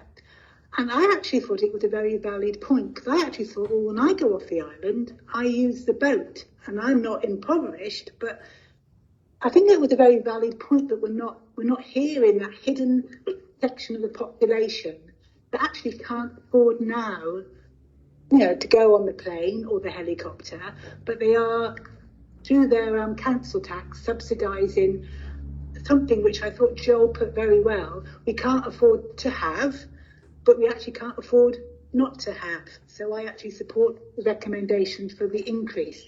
There is one thing that worries me, though. I went to the workshop, I think, and my understanding is that for the helicopter to fly, it doesn't actually need an air traffic control, it can just land. If these increases come up and the helicopters decide they're only going to land on Tresco and ship their St Mary's or Briar or St Martin's customers to the other islands, how will that impact on the revenue for the airport? Thank you, Councillor. That particular question, if the helicopter operator decided to change their operations and only land at Tresco, then the number that we've allowed for, estimates that we've allowed for in landing at St Mary's would be a budget pressure. We would lose revenue. It's quite a significant amount of revenue, which is one of the reasons that element in risk analysis for the risk strategy in the budget. But it would reduce, because the helicopters can go to Tresco. There's no charge we levy on helicopters that go to Tresco. They fly through our airspace. We have to control the airspace, but we cannot charge for that. So they could fly all to Tresco, and that would be a hit on an airport. Coming back to just quickly on the airport, and I said we have had meetings about it. The issue is that the passenger numbers have gone over the last sort of 5 years, down from 95,000 down to under 70,000 now. Our costs have actually increased by slightly less than inflation. So our costs haven't gone up by higher than inflation, but they have not reduced by the level of activity that has reduced. And that's because the airport is still open from 8 o'clock in the morning until 5 o'clock in the evening. Okay, the activity doesn't come through at lunchtime, etc. But the airport is still open. There is still a cost of it. You can't have an air traffic controller who only works 1 hour in the morning, 1 hour in the afternoon, I'm afraid. And that is the problem. It is a fixed cost. The driver is either a subsidy or putting through significantly more passengers. We've said in previous reports that the magic number to start making the airport look like it could pay for itself is usually about 100,000 passengers through it. when we were at 90 odd thousand, we were close to it. There was only a very small subsidy. Now it's dropped to 60,000. We've said that we don't want to increase any further subsidy into the airport, therefore the fees have to go up. It's purely a numbers game. There is a fixed cost of running a fixed wing airport. I'll just come back. Thank you, Russell. Can we just clarify for the public that are listening to this debate that any funding for the airport from the government that comes through a service obligation order actually goes to the operator, the people that operate the helicopter or the plane. It would not come to the council for running the airport. I think there's some confusion there. The public is saying, why can't the council get the grant? But doesn't it go to the operator, like in Newquay? Yeah, if you do a public service obligation under the standard public service obligation agreement, that is what happens. It's the airline that gets the subsidy. The airports that it serves, what they need to ensure, which is what I was recommended, is that their fees and charges reflect that cost. If you're subsidising it, then you will get no benefit. But if you're getting your full costs recovered through your fees and charges, then you are covered. But the PSO, that doesn't mean to say that work that the council would do, and as I say, this is subject to members giving that recommendation going forward in March. But I think we will be looking at every avenue to try and find support from government for transport across the whole, including either PSO or direct to the airport if the government are willing to look at it, as well as inter-island boating and everything. I think we need that bigger push of central government now, but that's the March paper.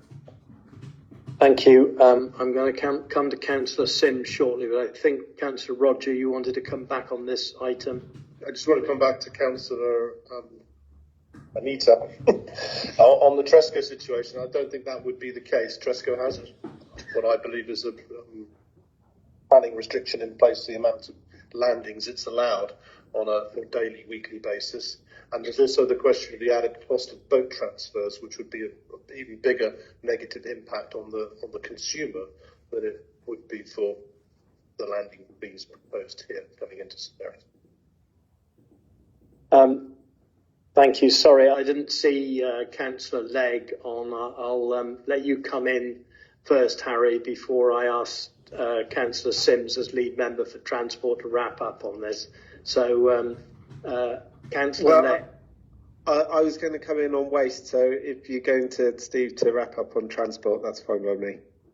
Okay, thank you. Councillor Sims, sorry to keep you waiting. No, thank you. Just one final point regarding Anita's thing. I think if Tresco did insist on going to the Prince Helicopters insisted on only going to Tresco, they'd lose customers because there's a lot of people who don't want to go to Tresco, they want to come to St Mary's. So I don't think that's going to happen. But I do think that we need to be very aware that Tresco helicopters, Prince helicopters have had an enormous hit on our income at St Mary's Airport. Just regarding some of Toby's comments, I think this is really regrettable. We don't want to put up airport fees by 18%. However, we're not driving this. Every 1% the operators put on is 0.1% that we put on. It's 10 times the effect. So we're playing catch up. If the Exeter fares go up by 21%, we're going to get less people coming from Exeter landing at St Mary's Airport, and the only way we can compensate for that is to put up charges. We're not running the show on this, really, so we're hostages for fortune. And again, if we don't put airport fees up by a sensible amount, then it's over to us to work out how we're going to finance that, and that's the bottom line here. And another thing I think which is really important to note, historically, since I've been on the council, we have been reluctant to put airport fees up by quite enough.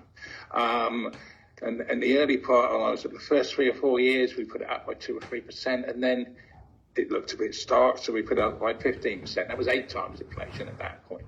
And this just keeps going on and on and on. We sort of yo-yo back and forth. We need a consistent methodology for airport pricing. We also need to move away from setting our budgets according to the operators' expected numbers for the following year, because they always overshoot like mad. So we always end up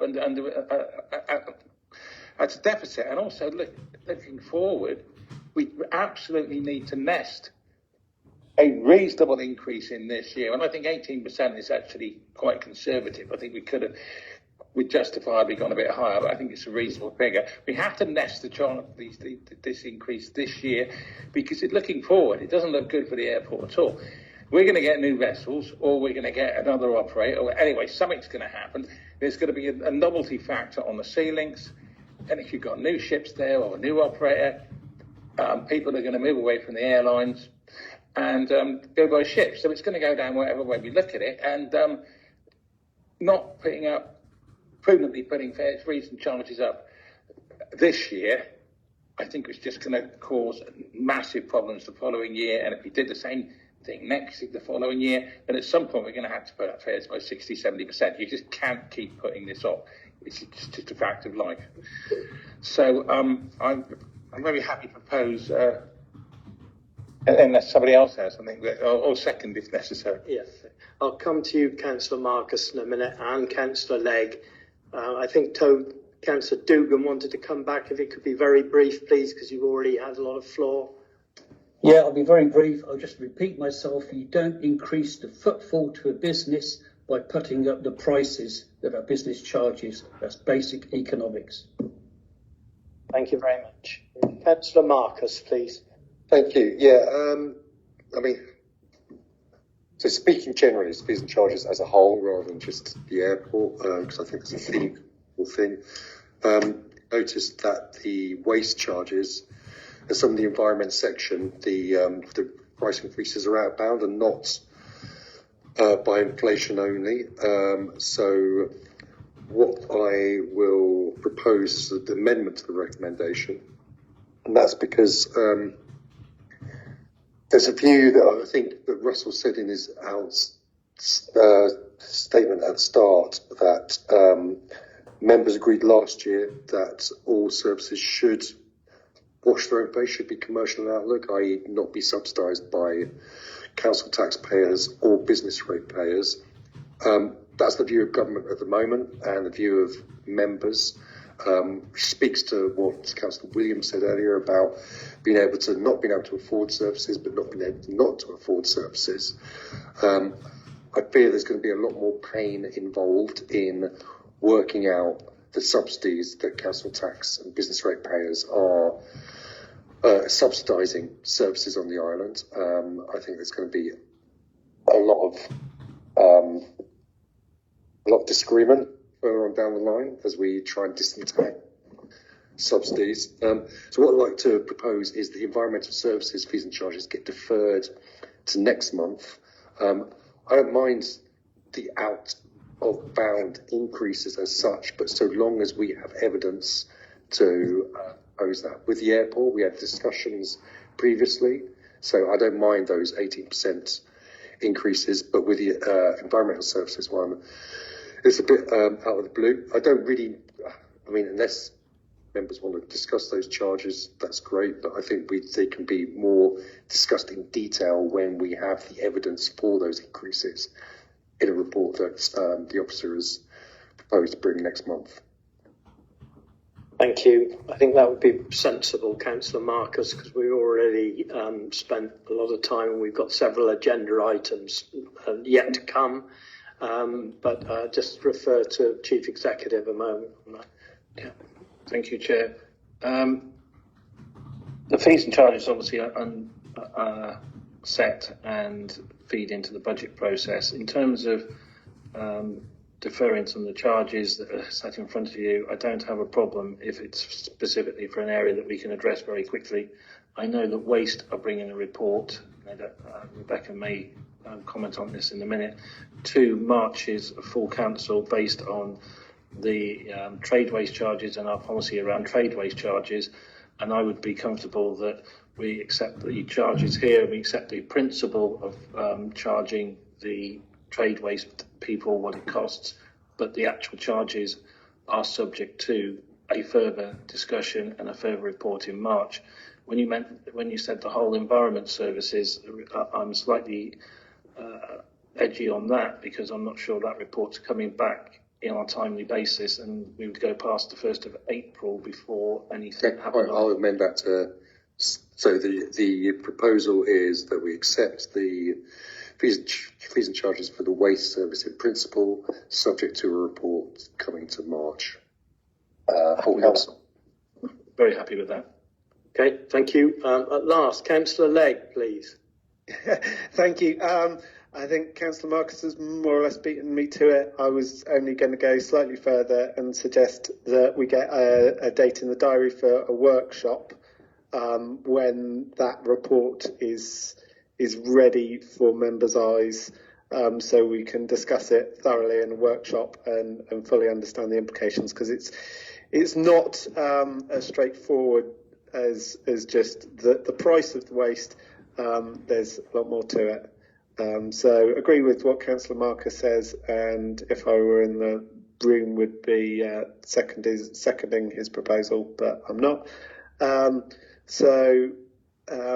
If we could get a date in the diary, presumably a week before or slightly more than a week before March full council for a workshop. Okay, thank you very much, Councillor Legg. Rebecca, would you like to come in at all on this? No? Okay, thank you. So I have, first of all, this amendment to vote on, put forward by Councillor Marcus, seconded by Councillor Mumford. All those in favour of the amendment, please. Yeah, that's carried. Thank you very much. So with that amendment, we will now, I need a proposer for the adoption of fees and charges, please. Could I have a proposer? Councillor Guy, seconded Councillor Grottick. All those in favour? That's carried. Thank you very much indeed. So we move on now swiftly to item 13 on our agenda, the general fund account rent setting, which is in the hands of Rachel Guy. Thank you, Rachel. Thank you, Robert. Morning, members. So this is a general fund rent setting paper for the year 24-25, and as per the agreed previous increase with members in 2020, we're looking to increase this by CPI, which is 6.7% this year.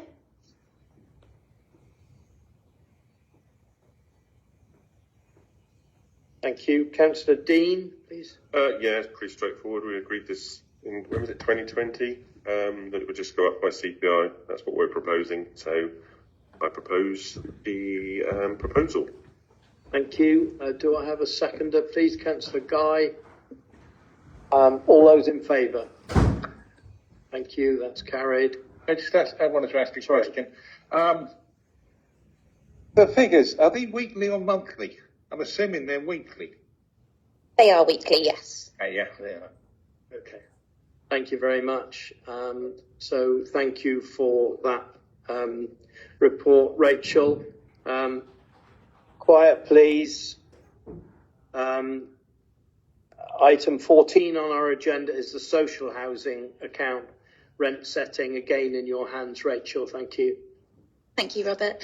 Okay, again, with the social rent setting, we're looking to follow government guidance on this one, and that's to increase by CPI plus 1%, which is a 7.7% increase on the social rents this year. We've also applied that to the social garages and the service charges as well, to make sure that we're covering all of our costs for sort of management going forward this year. There's also a slight amendment to Appendix B, which I'd like to point out. The dates were slightly wrong in there, so it's just a correction of the dates to 24-25. Thank you very much, Rachel. Councillor Grottick, please. Yes, good morning. I think you may also like to look at paragraph 9 in the letter to tenants, because you will, I'm sure, appreciate that people here have great difficulty in taking any form to a bank at the moment. I suggest you amend the wording on that. That's okay, Fran. We are on to that one, and the team now hold drop-in sessions and are supporting tenants through that. So we've got a full support system in place for our tenants to help them with that now. Good, thank you. Thank you. Councillor Dean, please. Again, straightforward, following government advice and guidelines. So I will propose the recommendations. Thank you. Councillor Peacock, seconding the recommendation. Thank you very much. All those in favour? That's carried. Thank you very much indeed. And thank you, Rach, for your reports. We move on now to item 15 on our agenda, which is the update on the local plan review preparation timetable in the hands of our Chief Planning Officer, Lisa. Thank you. Thank you, Chairman. So this report is to update members on a revised timetable for progressing the review of the local plan and associated planning documents. This timetable is required to be updated to reflect the timing of work so the community, interested parties and other organisations can be aware of times of consultation. You'll note the draft timetable, also known as the Local Development Scheme, has already been sent to the Secretary of State as part of the requirements of a written ministerial statement that was issued last December. During 2024, officers will work on the monitoring report and towards the evidence base, as well as other pieces of work, including the housing needs survey and a review of the conservation area, including a review of island-wide Article 4 directions. And part of the review process will be to work with members to steer the local plan and any revision of its policies, and I'll be looking to re-establish the local plan working group to assist with this. Other than that, I'm happy to take any questions. Thank you, Lisa. Councillor Marcus, please. Yeah, no, it's really good to review the local plan and see the impact or not about how it's working. Yeah, looking forward to the review of those recommendations. Thank you, Councillor Watt, please. Thank you, Chairman. The lead member for planning mentioned the other day at the informal meeting about Article 14 stuff, and also possibly changes because of the short-term letting legislation that may be coming in the future. I wonder if that is able to be built into the new plan. Yes, Article 4, Lisa. Yeah, Article 4 directions. Yeah, part of the review of the conservation area is to review those blanket Article 4 directions and whether or not we need to include. It's only a suggestion at the moment. It's not actually coming into force, but do we need to consider that kind of changes of use? Yeah. Yeah, it's kind of what do we want to observe on the outer city? What are our compromises for development as well? So yeah, it's going to be a good piece of work. Thank you. So I have a proposer for recommendations here, and seconded by Councillor Grottick. All those in favour? It's carried. Thank you very much, and thank you, Lisa. So item 16 on our agenda is the Council Performance Summary for Q3 in the hands of Tom Walton. Thank you, Tom. Thank you, Chairman. The Council Performance Summary for the Q3, which is October, November, December of 2023, is included in Appendix A of this report. The recommendation is that members note the performance summary for this quarter. Thank you, Chairman. Councillor Marcus. So I just asked, airport passenger numbers, are they not in here? Right.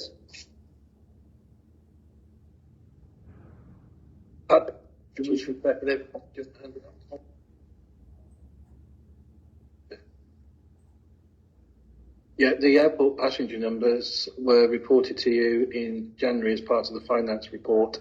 They're in there. There's a table and a graph that does that. I think we leave it in there so we don't duplicate it.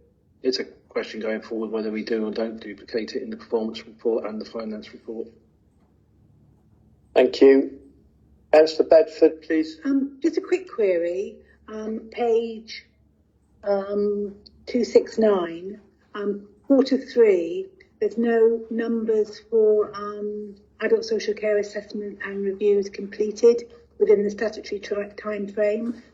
And on page 5, about adult social care, there was, once again, where is this information, adult social care assessment and reviews? Tom? I mean, we can only report on the information we receive back, so it's possible that that will come back in Q4, but the request goes out to all of the relevant departments. It's quite obvious that everybody else has given information, but that one service, which I think is actually quite important, really. In fact, all of it is important, but I would have been interested in having those figures, please. Thank you. Chief Executive. Could we have some lights on?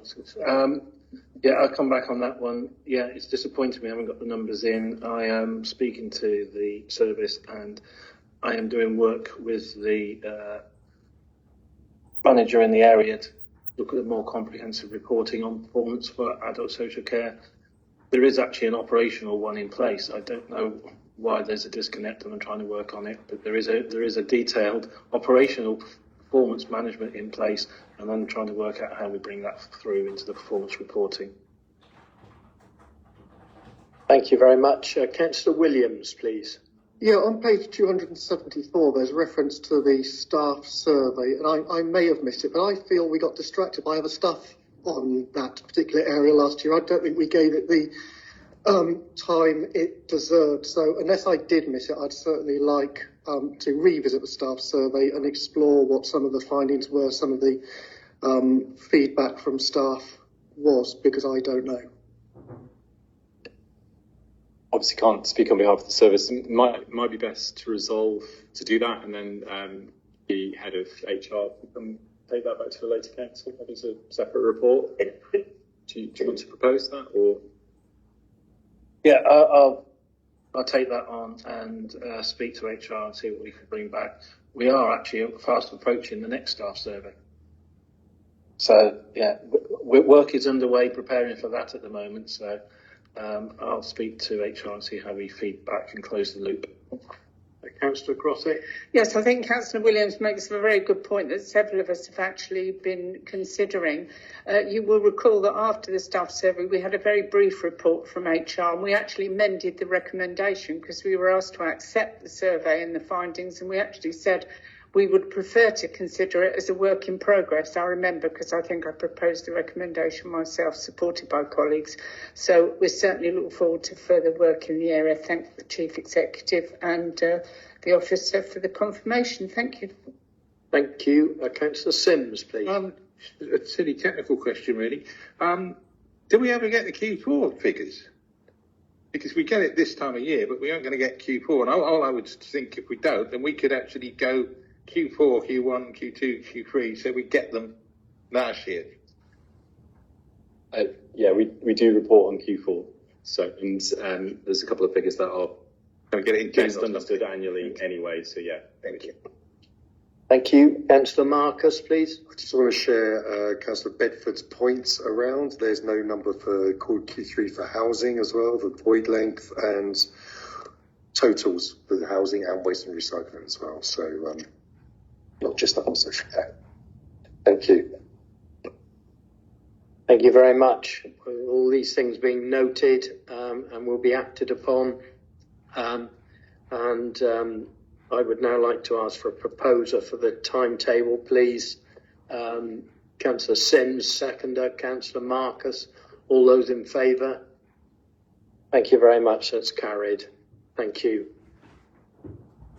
And with that, that concludes our meeting today. Thank you very much indeed.